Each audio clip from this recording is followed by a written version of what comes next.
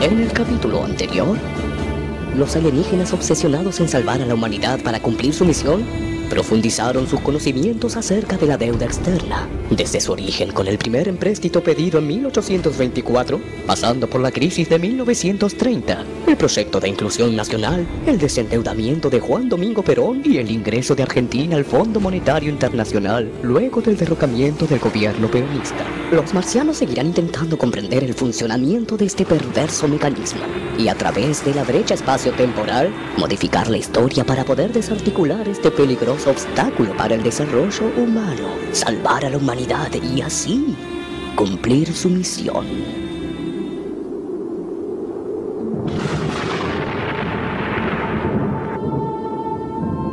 Hoy creo que esto va a ser más difícil de lo que creemos. Debemos elegir mejor las próximas abducciones. Debemos encontrar humanos que puedan ayudarnos realmente. Coincido con el doctor. Debemos seguir investigando. Tenemos que encontrar alguna solución. Despertemos al economista. Pero no podemos seguir paralizándolo y reanimándolo. Su corazón no resistirá. ¿Cómo que no hay otra opción? Podemos... El doctor tiene razón. Es una pieza clave para la misión. No podemos abducir otros economistas y este sabe bastante. Pero si el corazón no la resiste, morirá. Todo sea por salvar el futuro de la humanidad. Y de nuestra misión, por supuesto. Por fortuna, si se le apunta directo en la frente, el rayo paralizador borra los últimos instantes de memoria. No recordará nada de lo que pasó. ¿Por qué me disparan? Los vi con mis propios ojos. Me apuntan con esa pistola y... ¿por qué me disparan? Realmente creo que es un gran honor poder contarles esto a ustedes. La historia de la deuda es fascinante, atrapante. ¿En qué estábamos antes del desmayo? Eso, antes del desmayo. Hablábamos del derrocamiento de Ilia. La deuda había disminuido, ¿verdad? Así es, durante su gobierno se pagaron 338 millones de dólares de deuda. Y no hubo endeudamiento ni se aceptaron imposiciones del FMI, por lo que la deuda pública pasó de 2.106 a 1.768 millones de dólares. ¿Esa fue la razón por la que fue derrocado? Sí, aunque no era exactamente lo que se decía. La lentitud en la gestión, la carencia de audacia, la incomprensión acerca del papel de la industria y los sindicatos. Además, por entonces, la democracia estaba restringida con el peronismo aún proscripto. ¿Dónde estaba Perón entonces? En el exilio, en España, e impedido de regresar al país. Esto también conspiró para debilitar al gobierno. Y así fueron creadas las condiciones para el golpe militar del 28 de junio de 1966, que puso fin a su gobierno. Diversos actores llevaron a cabo este golpe, y entre ellos viejos conocidos: la iglesia, la sociedad rural, las cámaras empresarias, la banca privada, la embajada de los Estados Unidos.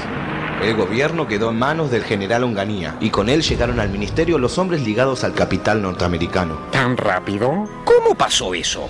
Muy fácil. El FMI se le presenta a Onganía y le dice: señor, nosotros le vamos a dar la solución económica abriéndole créditos. Entonces Onganía les dice: muy bien, encantado. Claro que nosotros necesitamos una garantía. ¿Qué garantía? Al ministro de Economía lo nombramos nosotros. Entonces lo traen a Adalbert Krieger Bacena, quien tenía fuertes vinculaciones con grupos financieros transnacionales. Creo que le está afectando seriamente el rayo paralizador. ¿Y ahí empezó a subir nuevamente la deuda? No solo eso, entre el 1 de enero de 1967 y el 31 de agosto de 1968, 32 empresas privadas nacionales fueron absorbidas por el capital extranjero. 17 de los grupos compradores fueron norteamericanos. En tanto, la deuda seguía subiendo y a fines de 1969 llegaba ya a los 4.000 millones de dólares. ¿Y la población qué hacía? El descontento era evidente por la política económica de Krieger Bacena. Reducción de salarios, supresión de horas extras y devaluación de la moneda. Esto sumado al cierre de los canales de participación política, la censura, la violenta represión ejercida a estudiantes y profesores universitarios, y ahí llegamos al gordobazo. ¿El gordo qué? No, ningún gordo. El Cordobazo.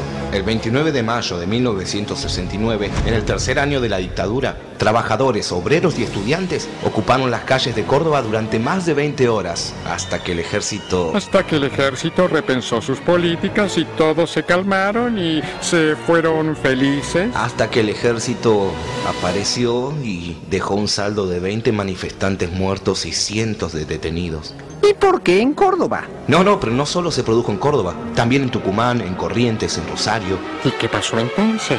Esto apuró la salida de Krieger Bacena y un año más tarde, en 1970, caía el gobierno del general Onganía. En tanto la deuda seguía creciendo lentamente. Sí, pero de alguna manera lo que sucedió tuvo un efecto muy positivo. La manifestación popular fue una buena reacción de la sociedad. Claro, esto llamó la atención de los militares y los grandes grupos económicos, que se dieron cuenta de los peligros de dejar a la población fuera de las decisiones de la política económica. ¿Y entonces qué pasó? En 1970 fue designado presidente el general Roberto Livingston, que al poco tiempo fue sustituido por el general Alejandro Lanusse. Este anunció la convocatoria a elecciones nacionales sin proscripciones para el 11 de marzo de 1973. ¿Así nomás? Bueno, no. La prescripción fue levantada para el peronismo, pero Lanusse impidió que Perón se presentara como candidato. Entonces Perón nombró a uno de sus delegados para encabezar la fórmula presidencial. Y así, el 11 de marzo de 1973 fueron elegidos Héctor Cámpora y Vicente Solano Lima.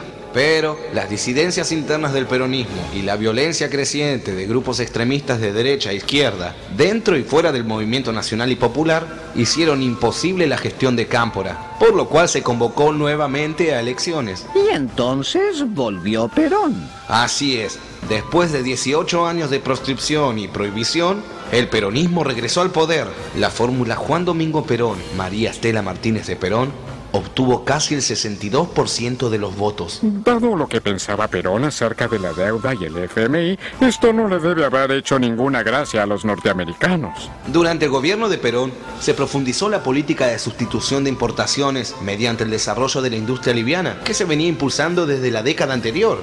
Interesante. Las cosas parecían encaminarse nuevamente. Perón muere el 1 de julio de 1974. Lo mataron los norteamericanos, lo mataron ellos. ¡Silencio! No lo mataron los norteamericanos. Murió por problemas cardíacos, entre otras cosas. ¿Y qué pasó entonces? Tras la muerte de Perón, lo sucedió en la presidencia su esposa María Estela Martínez, conocida como Isabel. Pero, con el correr de los meses, se exacerbó el enfrentamiento entre los diversos sectores que integraban el peronismo. Esto, sumado a la inestabilidad económica, contribuyó al desmoronamiento del gobierno. Déjeme adivinar. ¿Volvieron los militares? Así es. Grupos reaccionarios aprovecharon la oportunidad para desplazar al gobierno dando un nuevo golpe de Estado el 24 de marzo de 1976. Comenzaba así el infame proceso de reorganización nacional. Y acabamos de nuevo.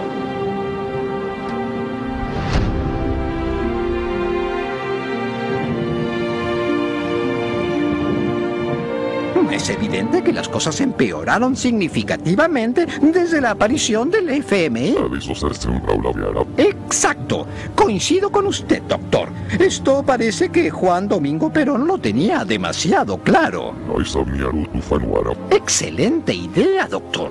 Si alguien puede ayudarnos con este problema, ese es él. Computadora, debemos abducir a Juan Domingo Perón. Tripulación.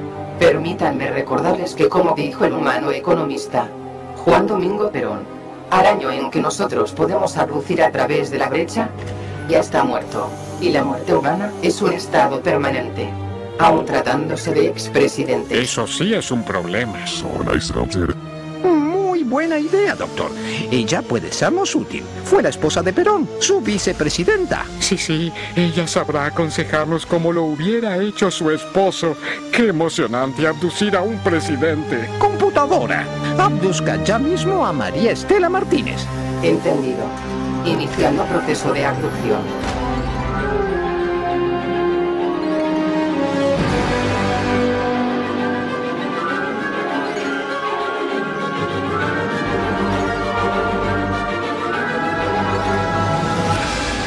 Y bueno, Así es como llegamos a usted. Estamos seguros que puede ayudarnos con nuestra misión. Y a salvar el futuro de la humanidad. Es un honor tenerla acá con nosotros.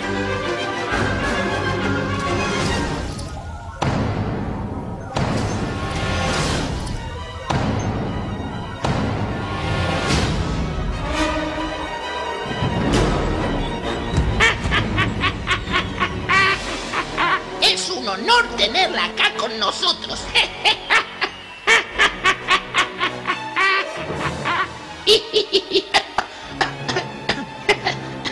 Por Dios. Bueno, no es tan disparatado. Se nos ocurrió que, dada su cercanía a Juan Domingo Perón, tal vez podría... Ay, díganme que no me confundieron con Isabel Perón.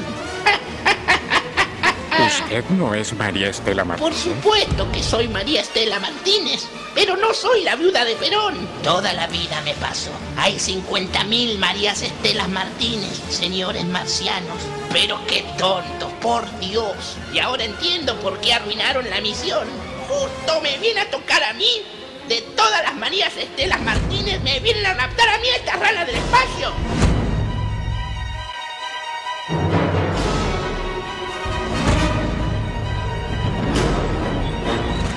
Padre nuestro que estás en el cielo, santificado sea tu nombre. Venga a nosotros tu reino. Hágase tu voluntad en la tierra como en el cielo. Danos hoy nuestro pan de cada día. Perdona nuestras deudas, así como nosotros perdonamos a nuestros deudores. ¿Pero qué hace? Bueno, yo lo digo como se decía antes, como me enseñó mi madre. Perdona nuestras deudas. Después lo cambiaron por perdona nuestras ofensas. No. ¿Qué hace? ¿Qué está diciendo? Estoy rezando, ¿qué voy a hacer? Estoy hablando con Dios, Diosito Todopoderoso, para que me ayude. ¿Dios Todopoderoso? Todopoderoso, interesante. ¿Y se puede hablar con él? Por supuesto, a través de la oración. ¿Qué oración? ¿Cualquier oración? No voy a hablar más con ustedes, malditas ranas herejes del espacio. ¿Qué dijo?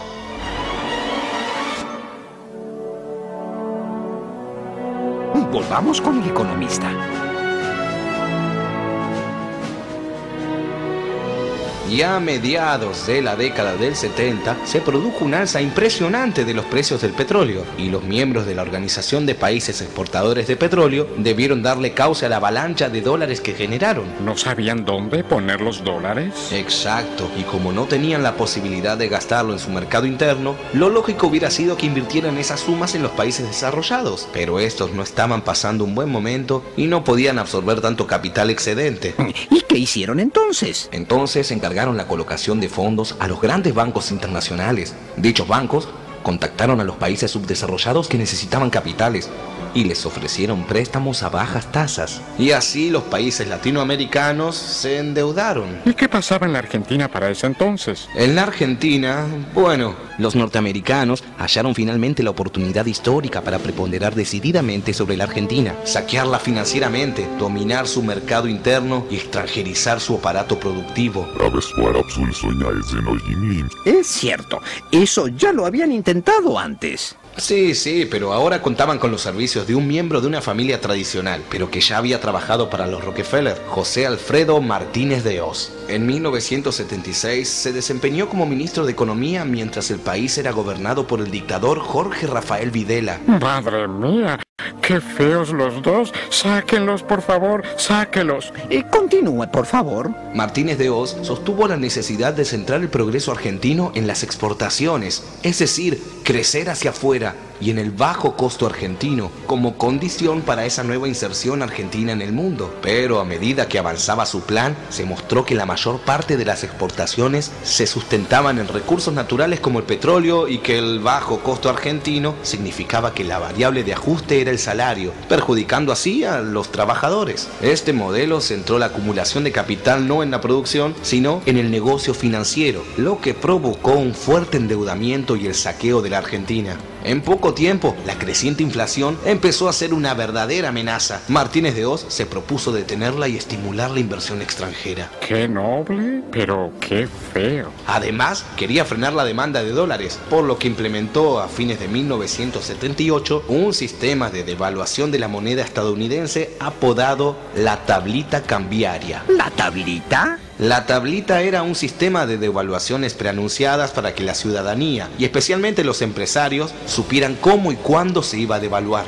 Como una especie de calendario de la devaluación. Exacto, y esto iba acompañado de una ley que traería emparejada la época de la plata dulce, la Ley de Entidades Financieras. Esta ley liberó el mercado de dinero y le dio garantía estatal a todos los depósitos a plazo fijo. Perdón, creo que no le entendí bien. ¿Dijo garantía estatal a todos los depósitos a plazo fijo? Eso dijo. Eso dije. Con esta ley, si un banco quebraba, el Estado devolvía el dinero. Comenzó así una especulación financiera desmedida, la tristemente célebre bicicleta financiera. Y ahí se empezó a complicar en serio. Claro, esto provocó una especulación financiera desmedida y la gente de clase media entró en un estado de euforia, la era de la plata dulce, que condujo a algunos sectores a una ilusoria prosperidad. Y sin tener idea de lo que estaba pasando, se pusieron a gastar y a gastar. El dólar barato alentó la posibilidad de los viajes de la clase media. Los argentinos eran conocidos por el DM2 y se ganaron la fama mundial de fanáticos de las compras sin límite y del contrabando. El costo de estas medidas, que ocasionaron el cierre de más de 25 entidades crediticias, cuyos pasivos debió asumir el Estado, fue enorme. Y para la población. Claro, que debieron hacer frente a un mercado de crédito liberalizado, cuyas tasas aumentaron parejamente a las pagadas por los depósitos. Y eso hizo imposible que pudieran pagar. Exacto. Los créditos hipotecarios alcanzaron el 100% de interés en un año. Muchos deudores no pudieron pagar y perdieron sus hogares. Ah, un genio este muchacho. Eso, ¿y la deuda? La deuda, poco tiempo después de haber dado dólares a los países sudamericanos a tasas bajas, en 1979, por decisión unilateral de Estados Unidos, se triplicó la tasa de interés. Y los países latinoamericanos no pudieron pagar. Lógicamente, y comenzaron a entrar en moratoria. Y ya no les prestaban más plata. Bueno, sí, pero solo se prestaba para que los países deudores pudieran pagar, lo cual no era fácil, pues estaban sumergidos en la catarata de intereses y de intereses sobre intereses. Interesante. Un verdadero desastre. El proceso de endeudamiento externo significó la oportunidad de ganancias especulativas muy importantes para el grupo de empresas privadas que lo protagonizó. No entiendo. ¿En medio de semejante desastre se pusieron a especular? Sí, no solamente por el acceso al financiamiento internacional a bajo interés, sino porque el sector público asumió costos para que el sector privado obtuviera ganancias. Esta transferencia se realizó mediante mecanismos tales como los seguros de cambio y la estatización de la deuda privada. ¿Estatización de la deuda privada? ¿El Estado se hizo cargo de la deuda de las empresas privadas? Así es, empezó a través del endeudamiento de empresas públicas, es decir, pedían dólares para cederlos al Banco Central para que éste los entregara a los especuladores para que transformaran sus saldos en pesos en activos externos. ¿Volvían a sacar la plata afuera? Claro, de esta manera, mientras se endeudaba el sector público, aumentaban los activos externos del sector privado. Entre tanto, si los países no pagaban, se podía derrumbar el sistema financiero internacional. Así que Estados Unidos y la banca transnacional pusieron toda su presión política y económica para obligar a los países a pagar. Pero estos países estaban arruinados. ¿Con qué iban a pagar? Y bueno, tuvieron que endeudarse más y más. Se produjo así el efecto bola de nieve, en el que los nuevos créditos engrosaban la deuda, crecían los intereses a pagar y se requerían créditos mayores. Pero eso es un desastre. Además, Estados Unidos, mediante el FMI, presionó intensamente, con éxito, a los países latinoamericanos para que el Estado se hiciera cargo de las deudas privadas. Y ahora, el acreedor ya no se conformaba con que el deudor tratara de pagarle. También quería que le implantara las pautas de la política económica que le fijaba el FMI. Les habían prestado tanta plata que ahora les decían lo que tenían que hacer. Exacto, que privatizara las empresas públicas, abriera la economía, rebajara salarios reales, redujera drásticamente el gasto público. Eso mismo. ¿Qué pasó entonces con la deuda? Bueno, la deuda por esos años pasó de 7.800 millones en 1975 a 45.000 millones para ese momento. ya estábamos en manos de Dios. ¿En manos de Dios? ¿Qué? Ah, sí, es una forma de decir.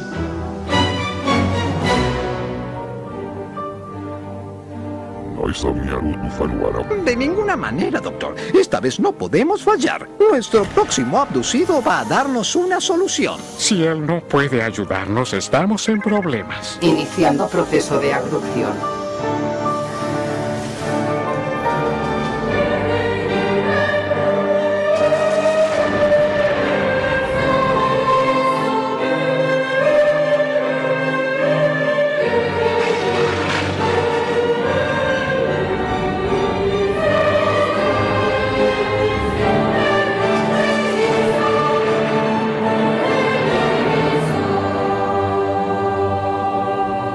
¿Ustedes quiénes son? Somos extraterrestres y vinimos a hacer contacto con la raza humana. Usted fue abducido a través de una brecha espacio-temporal. Actualmente nos encontramos en el año 3100 y como verá, de lo que fue su mundo no queda nada.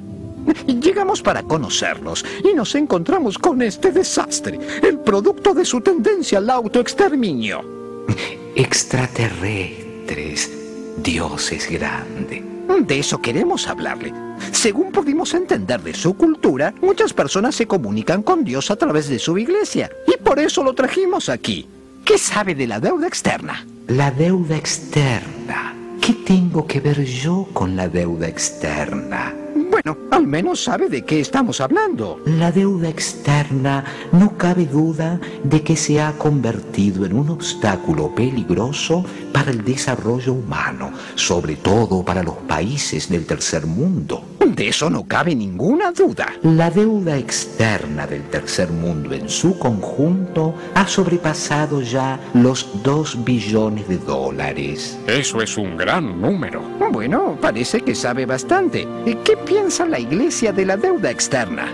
Bueno, la Santa Sede ha afirmado que el mecanismo de la deuda compromete las economías y los niveles de vida de los países pobres y ha reclamado aplicar una ética de supervivencia que regule la relación entre acreedores y deudores. ¡Qué interesante! Los últimos papas se han pronunciado insistentemente sobre este tema. Y gracias a esa insistencia, en 1996, el FMI y el Banco Mundial lanzaron la denominada Iniciativa para Países Pobres Muy Endeudados. ¿Para que les perdonen la deuda? Perdón, ¿a qué países incluye esta iniciativa? 41 países extremadamente pobres que deben en conjunto 210.000 millones de dólares, entre ellos 4 latinoamericanos, a los que el grupo de los 8 accedió a cancelárselas parcialmente. ¿Qué es el grupo de los 8? Un grupo integrado por los países más industrializados y poderosos del mundo: Estados Unidos, el Reino Unido, Francia, Alemania, Italia, Canadá, Japón y Rusia. Un momento. La deuda de los países del tercer mundo trepa a 2 billones de dólares y luego de décadas de insistencia perdonaron 210.000 millones. Eso apenas supera el 10%. ¿Y la Argentina? La Santa Sede dijo que la Argentina no se encuentra entre los países más pobres y que tiene recursos para salir adelante. Pero era una deuda ilegal. Bueno, en eso, queridos hermanos, coinciden con la Santa Sede, pues opinó que es muy difícil pedir que les perdonen la deuda en los casos en que el endeudamiento se sustenta en la emisión de títulos adquiridos en los mercados por ahorristas individuales. Pero la Iglesia estuvo muy presente en los procesos que llevaron al crecimiento desmedido de la deuda. Queremos que nos ayude a solucionar este problema. ¿Y cómo puedo ayudarlos, hijos? Debemos hablar con Dios, pues la raza que creó tiene algunos problemitas de fabricación. Dios nos escucha todo el tiempo. Si quieren, podemos rezar juntos. Repitan conmigo: Padre nuestro que estás en el cielo, santificado sea tu nombre, venga a nosotros tu reino, hágase tu voluntad en la tierra como en el cielo. Danos hoy nuestro pan de cada día, perdona nuestras ofensas, así como nosotros perdonamos a quienes nos ofenden. Perdona nuestras deudas. ¿Perdón? Es perdona nuestras deudas, no perdona nuestras ofensas. Cuando decíamos deudas, no se refería a las deudas materiales, sino a las morales. En ese caso, deudas y ofensas son lo mismo.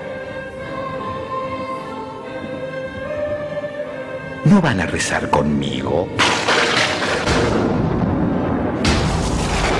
Creo que nunca estuvimos más lejos de solucionar este problema. ¿Y ahora qué hacemos?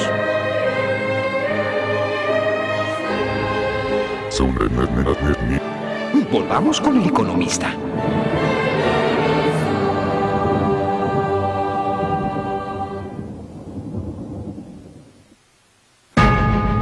En el capítulo de hoy, los alienígenas, obsesionados por salvar a la humanidad para poder cumplir su misión, siguieron ampliando sus conocimientos sobre la deuda externa desde el derrocamiento de Arturo Illia en 1966, el gobierno del general Onganía, la vuelta al poder después de 18 años de proscripción de Juan Domingo Perón, hasta el golpe militar del 76. Desesperados por ayuda, abdujeron a María Estela Martínez y, más desesperados, recurrieron a la ayuda divina a través de un sacerdote que les enseñó el Padre Nuestro. Ay, perdón, no es exacto lo que dijo el sacerdote.